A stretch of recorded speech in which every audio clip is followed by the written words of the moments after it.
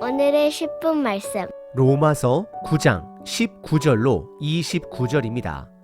9장 초반부에서 바울은 유대인들에게만 주어졌던 특권을 나열했습니다. 예를 들어 그들은 선택을 받은 민족입니다.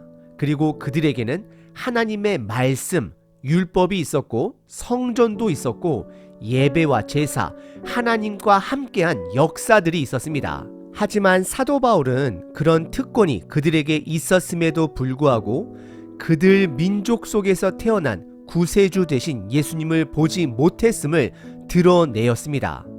그리고 사도 바울은 같은 민족의 한 사람으로서 마음 아파하였습니다.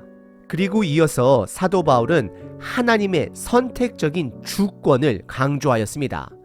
아브라함을 선택한 것, 그리고 그 아래 이삭을 선택한 것, 태어나기 전부터 둘째 아들 야곱을 선택한 것을 강조하였습니다. 구원은 인간의 행위나 혈통이 아닌 하나님의 선택, 그분의 주권에 달려있음을 강조하였습니다. 바울이 이렇게 강조한 것은 선민 사상에 빠진 이스라엘 백성들에게 그들이 이스라엘 백성이라고 자동적으로 구원이 주어지는 것이 아님을 강조하기 위해서 말한 것입니다. 그리고 더 나아가 하나님은 애굽의 바로 왕까지 선택하셔서 하나님이 하나님됨을 드러내는데 그를 선택하셨다라고 말을 하십니다. 선택이라는 단어를 자주 사용하다 보니 바울의 의중을 오해하기도 합니다. 바울은 지금 누구는 구원을 받고 누구는 구원을 받지 못한 그런 선택을 말하는 것이 아닙니다. 하나님이 왜 아브라함을 선택하셨을까요? 그것은 그를 통해 온 민족을 축복하기 위해서 그를 선택하신 것입니다. 그리고 이방인의 복음을 위해 선택받은 사도 바울은 이 선택의 의미를 누구보다도 더 잘 이해하는 자가 됩니다. 오늘 본문은 전 본문에 이어서 여전히 하나님의 주권적 선택을 오해하는 그 질문이 뒷배경으로 깔려 있습니다. 그 질문은 바로 인간이 하나님의 뜻을 거역할 수 없다면, 모든 것이 하나님의 주권 아래 있다면, 그리고 인간의 불순종까지 하나님의 주권 아래 있다면 그 불순종의 책임을 사람에게 묻는다라는 것은 부당한 것이 아닌가라는 질문입니다. 사실 이런 비슷한 질문은 여전히 우리 믿음의 공동체 안에도 존재합니다. 그러면 이런 질문을 갖는 것이 나쁜 것일까요? 그렇지 않습니다. 문제는 이 질문을 어떤 마음으로 갖느냐 하느냐가 중요한 것입니다. 안 믿기로 결단하고 질문하는 자들에게는 답이 없습니다. 바리새인들과 같은 종교 지도자들이 이런 마음으로 예수님께 질문했을 때가 그러했습니다. 하지만 반대로 니고데모와 같은 사람, 정말로 이해하고 싶어서 이런 질문을 한 자들은 결국 하나님의 은혜로 깨닫게 됩니다. 그래서 오늘 본문은 이런 하나님의 선택적 주권을 이해하고자 하는 자들에게 사도 바울이 답을 합니다. 오늘 본문은 크게 두 부분으로 나눌 수 있습니다. 첫 번째는 하나님이 마음을 강팍하게 한 자들을 정당하게 심판할 수 있는지에 묻고 바울은 그의 답을 합니다. 두 번째는 호세아서와 이사야서의 말씀을 인용하며 하나님의 백성을 정의합니다. 첫 번째 부분은 하나님이 마음을 강팍하게 한 자들을 정당하게 심판할 수 있는지 묻고 그에 대해 사도 바울은 답을 합니다. 19절부터 24절입니다. 혹 너가 내게 말하기를 그러면 하나님이 어찌하여 허물하시느냐 심판하시느냐 누가 그 뜻을 대적하느냐 하리니 이 사람아 내가 누구에게 감히 하나님께 반문하겠느냐 지음을 받은 물건이 지은 자에게 어찌 나를 이같이 만들었느냐 말하겠느냐. 21절 토기장이가 진흙 한 덩어리로 하나는 귀 쓸 그릇을 하나는 천이 쓸 그릇을 만들 권한이 없느냐. 22절 만일 하나님이 그의 진노를 보이시고 그의 능력을 알게 하고자 하사 멸하시기로 준비된 진노의 그릇을 오래 참으심으로 관용하시고 23절 또한 영광 받기로 예비하신 바 긍휼의 그릇에 대하여 그 영광의 풍성함을 알게 하고자 하셨을지라도 무슨 말을 하리요? 24절. 이 그릇은 우리니 곧 유대인 중에서뿐 아니라 이방인 중에서도 부르신 자니라. 바로 전절에 하나님은 애굽의 바로 왕의 마음을 완악하게 하셔서 그를 심판하심으로 하나님이 하나님됨을 드러내었다라고 말씀하셨습니다. 그래서 19절에 사도 바울은 유대인들이 그리고 우리들이 가질 수 있는 질문을 던집니다. 19절에 혹시 너가 나에게 묻기를 그러면 하나님이 사람의 마음까지 강팍하게 했다라면 그 죄를 그자에게 묻는 것은 부당하지 않느냐라는 질문을 던집니다. 우선 바로왕의 이야기를 매듭을 짚고 넘어가겠습니다. 하나님은 10가지 재앙 속에서 5번째 재앙까지는 바로왕에게 기회를 주셨습니다. 순종의 기회, 이스라엘 백성들을 놓아줄 기회였습니다. 하지만 그는 매번 번복하였습니다. 불순종하였습니다. 이번에만 이 재앙을 거둬주면 너희를 놓아주겠다라고 말만 하고 실질적으로는 순종하지 않았습니다.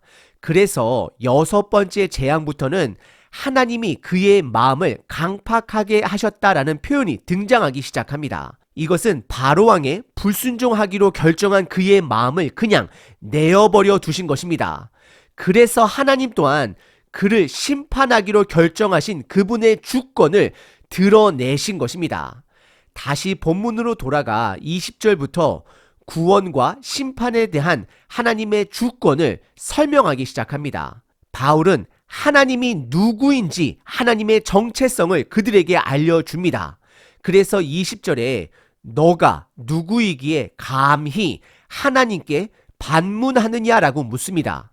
그리고 이어서 하나님은 창조주 하나님 되심을 말씀하고 있습니다. 그래서 21절에 하나님을 토기를 굽는 장인으로 비유하며 토기장이가 그릇을 만들 때 그가 쓰기 좋은 대로 만들 권한이 없느냐라고 반문을 합니다. 토기장이는 그의 뜻대로 그가 귀하게 쓸 그릇도 만들고 천이 쓸 그릇도 만든다라고 말을 합니다. 우리들의 기준으로는 귀하게 쓸 그릇이 더 좋아 보이는 것이 당연합니다. 하지만 하나님의 기준에는 귀하게 쓸 그릇도 천이 쓸 그릇도 모두가 다 필요하시고 하나님의 주권적으로 선택에 따라 쓰신다라는 것입니다. 사도 바울은 그 하나님의 선택적 주권을 강조하고 있는 것입니다. 내가 이 땅에서 하나님으로부터 크게 쓰이던 작게 쓰이던 그것은 하나님의 주권에 달려 있는 것입니다. 그리고 사도 바울은 22절에 진노의 그릇과 23절에 긍휼의 그릇을 설명합니다. 진노의 그릇도 하나님의 주권이 드러나는 것이고 긍휼의 그릇 또한 하나님의 주권이 드러날 뿐입니다. 결국 바울이 강조하는 하나님의 주권을 두 가지로 요약하면 다음과 같습니다. 첫 번째, 하나님은 모든 것을 결정할 당연한 권리를 가지신 분이라는 것입니다. 우리들의 어떤 의견도 생각도 중요하지 않음을 말하고 있습니다. 분명 하나님은 우리를 사랑하십니다. 하지만 하나님의 주권만을 가지고 설명한다라면 바울은 우리가 감히 그것을 논할 자격조차도 없음을 말하고 있습니다. 이렇게 바울이 말하는 것은 아예 애시당초 하나님의 주권을 인정할 맘도 없는 자들을 향한 선포가 되는 것입니다. 그들은 무엇을 말해도 인정 안 하기로, 안 믿기로 결단한 바로왕과 같은 자들이 되기 때문입니다. 그래서 하나님은 그들을 기다려 주시지만 하나님의 때에 반드시 심판하심으로 하나님의 주권을 드러내실 것입니다. 그리고 두 번째는 하나님의 주권은 우리들을 살리기 위한 그분의 주권입니다. 하나님은 저와 여러분들을 살리시기 위해 하나님의 주권으로 아브라함을 선택하셨고 야곱을 선택하셨고 결국은 예수님을 보내주신 것입니다. 그래서 하나님의 주권으로 예수님의 죽음을 통해 우리들의 죄가 공의롭게 해결된 것입니다. 이것이 생명의 주권입니다. 하지만 동시에 심판의 주권 또한 있습니다. 하나님은 이미 믿지 않기로 결단한 자들을 향하여 오래 참으십니다. 그래서 22절에 진노의 그릇을 오래 참으심으로 관용하셨다라고 말씀합니다. 오늘 본문의 첫 번째 부분은 하나님이 마음을 강팍하게 한 자들을 정당하게 심판할 수 있는지에 묻고 사도 바울은 그의 답을 합니다. 그의 대답은 당연하다입니다. 하나님은 하나님의 구원의 계획을 거부하는 자들을 정당하게 심판하실 수 있는 권한이 있으십니다. 두 번째 부분은 호세아서와 이사야서를 인용하며 하나님의 백성을 정의합니다.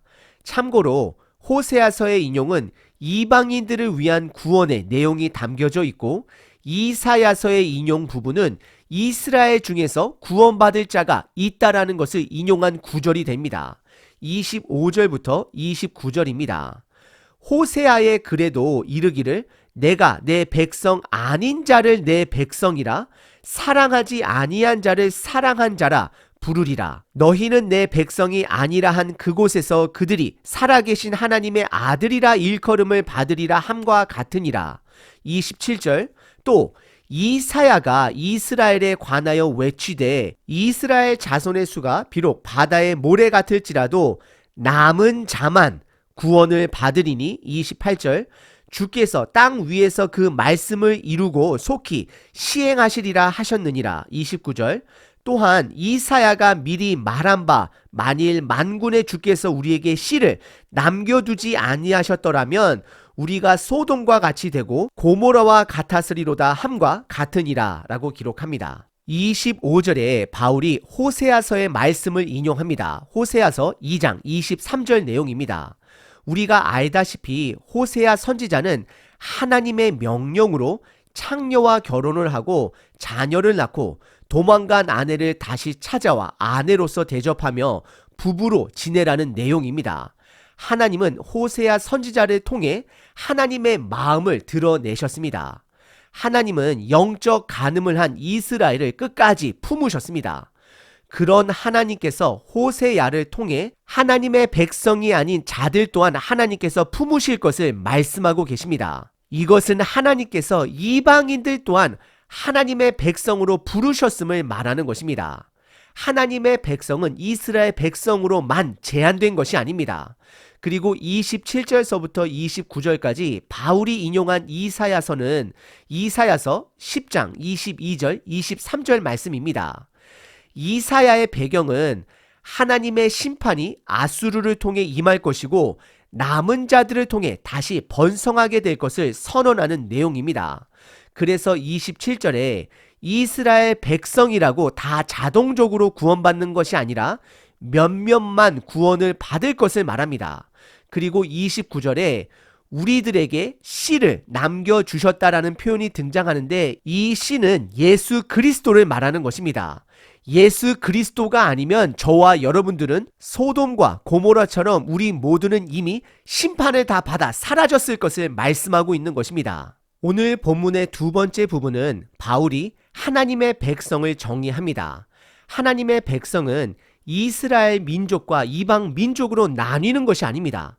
하나님이 보내주신 그 씨, 바로 예수 그리스도를 통해 하나님의 백성이 됨을 정의하고 있습니다. 오늘 본문 사도 바울은 하나님의 주권을 부당하다라고 생각하는 자들에 대해 답을 하고 있습니다. 하나님은 창조주 하나님 되십니다. 하나님께 모든 권한이 있습니다. 생명의 권한도 심판의 권한도 모두 다 하나님께 있습니다. 그리고 하나님의 주권적인 선택은 우리를 살리기 위한 주권적 선택이 됩니다. 하지만 그럼에도 불구하고 그분의 생명의 선택 앞에 끝까지 거부한다라면, 불순종한다라면 결국 기다리는 것은 심판입니다. 그 심판을 통해서 또한 하나님은 그분의 주권을 드러내실 것입니다. 이스라엘 백성이라고 자동적으로 하나님께 구원을 받아 그분의 백성이 되는 것이 아닙니다. 예수 그리스도를 믿는 자라야, 그분 말씀의 권위를 두고 순종하는 자라야 하나님의 백성이 되는 것입니다. 유대인들은 그들의 민족성을 중요시 여기고 그들의 신분을 중요시 여겼습니다. 지금 시대도 마찬가지가 아닌지 생각해 보게 됩니다. 교회 안에 수많은 직책은 우리의 구원과는 전혀 상관이 없습니다. 목사라고 해서 구원받는 것이 아닙니다. 장로님, 권사님, 집사님이라고 해서 구원받는 것이 아닙니다. 교회를 오래 다녔다라고 해서 구원을 받는 것이 아닙니다. 창단 멤버라고 해서 구원을 받는 것이 아닙니다. 하나님의 주권을 인정하는 자들이 구원을 받는 것입니다. 하나님의 최대 주권의 상징은 바로 예수 그리스도, 그 아들을 믿는 것입니다. 오늘 하루 하나님의 주권을 인정함으로 그분 말씀에 순종하시는 하루 되시길 바랍니다. 365일 기도문입니다. 고린도 후서 5장. 그런즉 누구든지 그리스도 안에 있으면 새로운 피조물이라. 이전 것은 지나갔으니 보라, 새 것이 되었도다. 날마다 새로운 창조를 하시는 하나님 아버지 감사합니다. 어제와 동일한 하루가 없으며 날마다 모두 새롭게 됨을 믿습니다. 오늘은 완전히 새날이니 완전히 새로운 기대감으로 살아가게 하소서. 오늘도 건강 주심에 감사합니다. 오늘도 가족 주심에 감사합니다. 오늘도 믿음 주심에 감사합니다. 이 건강이, 이 가족이, 이 믿음이 모든 것이 하나님의 주권 안에 있음을 고백합니다. 오늘 내가 어제의 나와 똑같아 보이지만 그리스도 안에 있을 때 나는 완전한 새로운 존재가 됨을 믿습니다. 이전 것을 바라보지 말게 하소서. 내가 예수님과 하나님 되었음을 믿고 새 것이 되었음을 알게 하소서. 나의 모든 낡은 것을 버리게 하신 주님을 찬양합니다. 예수 그리스도 안에서 모든 가능성이 열려 있음을 선포합니다. 예수 그리스도의 이름으로 기도합니다. 아멘.